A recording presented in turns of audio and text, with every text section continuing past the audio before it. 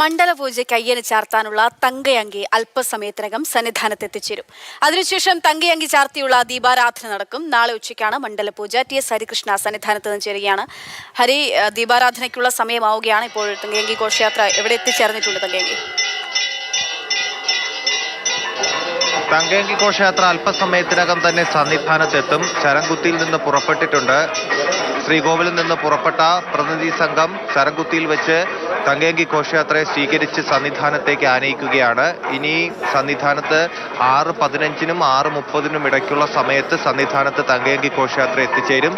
തങ്കയങ്കി 18-ാം പടി കയറി മുകളിലെത്തിയാൽ ശ്രീകോവിലിന് മുന്നിൽ വെച്ച് മേൽശാന്തിയും ഒപ്പം തങ്കയങ്കിയെ സ്വീകരിച്ച് ശ്രീകോവിലിനുള്ളിലേക്ക് പോകും. അതിനുശേഷം 6:30-നും 6:40-നും ഇടയിലുള്ള സമയത്താണ് തങ്കയങ്കി ചാർത്തിയുള്ള ദീപാരാധന നടക്കുക. ആ ദീപാരാധനയ്ക്ക് ശേഷമായിരിക്കും ഭക്തർക്ക് അയ്യപ്പനെ കാണാനുള്ള അനുവാദം ഉണ്ടായിരിക്കുക. അതിനുശേഷം മാത്രമേ ഭക്തരെ സന്നിധാനത്തേക്ക് കടത്തിവിടുകയുള്ളൂ. ഇപ്പോൾ വലിയ നടപ്പന്തലിന് മുൻവശത്ത് ഭക്തരെ തടഞ്ഞിരിക്കുകയാണ്. അതിനുശേഷം ഈ ദീപാരാധനയ്ക്ക് ശേഷം ഭക്തർക്ക് തങ്കയങ്കി അണിഞ്ഞിരിക്കുന്ന അയ്യപ്പനെ കാണാൻ കഴിയുമെന്നുള്ള ഒരു പ്രത്യേകതയാണ് ഇന്നുള്ളത്. നാളെയാണ് മണ്ഡലപൂജ.